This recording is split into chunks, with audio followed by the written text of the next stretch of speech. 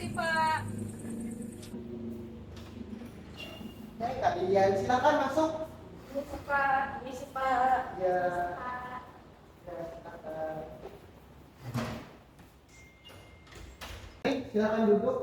Jadi tempat duduk senyaman kalian mungkin. Baik Pak. Terima kasih Pak.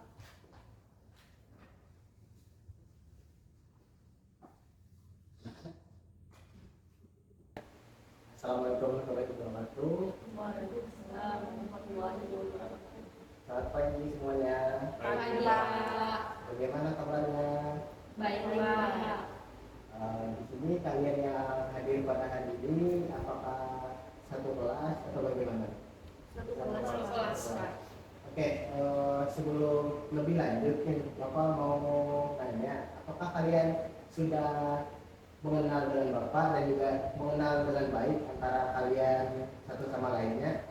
Kalau dengan Bapak belum kenal, tapi kami sudah kenal. Oke, mungkin biar kita lebih akrab dan juga saling mengenal, di sini alangkah lebih baiknya kita saling perkenalan dulu nih. Mungkin dimulai dari Bapak. Bapak akan perkenalkan diri.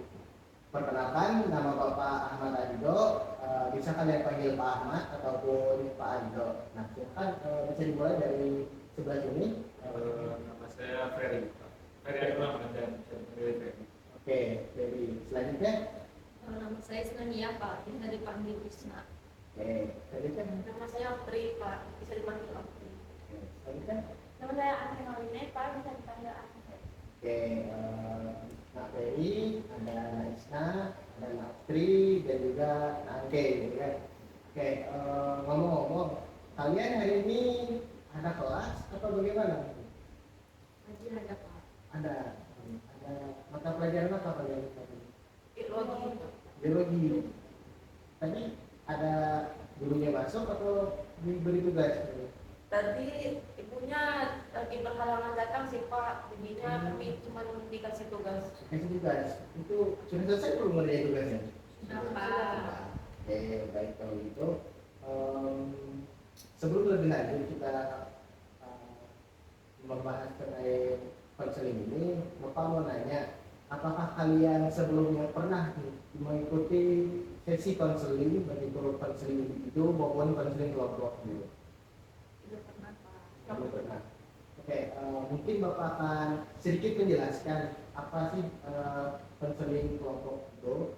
Konseling kelompok merupakan kegiatan pemberian bantuan dari seorang konselor, yaitu adalah Bapak, kepada konseli terkait permasalahan-permasalahan yang ada di dalam dirinya, baik itu yang bersifat pribadi, sosial, belajar, dan karir, yang dimana ketika kita menggunakan konseling kelompok ini berarti kita memanfaatkan dinamika ataupun berbagai permasalahan-permasalahan dan juga jawaban-jawaban opsional dari teman-teman kelompok lainnya untuk saling membantu menyelesaikan permasalahan yang sedang dialami dari yang kita miliki begitu. Sampai di sini apakah bisa dimengerti? Paham. Paham. Oke, kalau memang paham silakan Pak Ferry bisa disebutkan atau dijelaskan kembali atau itu terkait konseling kelompok. Pak Ferry. Dari saya kayak pemberian bantuan kepada individu itu untuk mengatasi masalah mereka, tapi secara didiskusikan secara umum. Oke, baik. Kalau Naftri, gimana konseling kelompok menurut Naftri? Kalau konseling kelompok menurut saya itu setelah Bapak menjelaskan yang saya dapatkan konseling kelompok ada pemberian bantuan dari Pak Bapak ke kami secara menyelesaikannya dengan situasi berkelompok. Oke, baik. Berarti bisa Bapak simpulkan sudah mengerti lah kalian terkait konseling kelompok ini.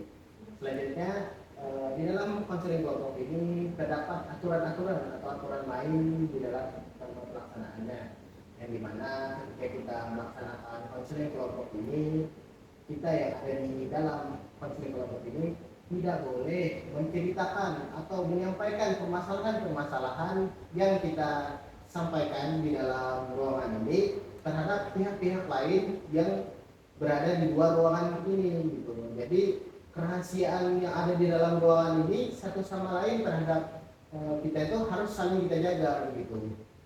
Selanjutnya itu adalah keterbukaan kalian menyampaikan permasalahan-permasalahan kepada Bapak dan juga teman-teman lainnya sehingga kita bisa membahas dan juga menyelesaikan permasalahan tersebut. Nah, setelah keterbukaan ada yang namanya kesukarelaan.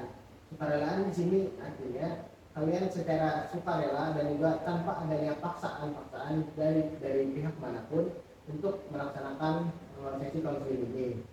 Dan yang terakhir ada asas kemandirian, di mana kalian nantinya ketika mengambil keputusan ataupun jalan penyelesaian terhadap permasalahan yang kalian alami itu kembali lagi terhadap diri kalian sendiri, itu atas keputusan secara individu atau sendiri gitu, bukan berdasarkan keputusan Bapak begitu.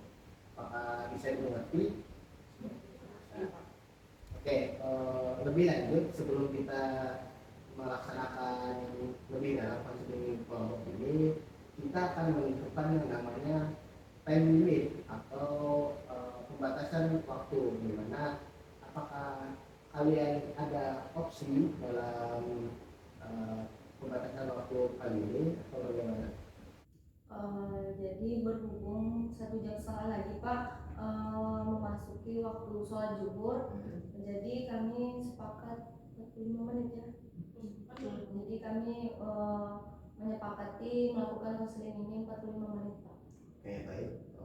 Kalau memang begitu, berarti untuk waktu dalam sesi konseling ini nantinya adalah 45 menit namanya pelaksanaan konseling ini. Iya Pak. Oke, baik. Selanjutnya itu adalah setelah kita menyelesaikan tahap pembukaan ini, itu kita memasuki yang namanya tahap transisi atau tahap peralihan, yang dimana tahap peralihan ini Bapak akan menanyakan kembali kepada kesiapan kalian, apakah sudah siap mengikuti sesi konseling kelompok ini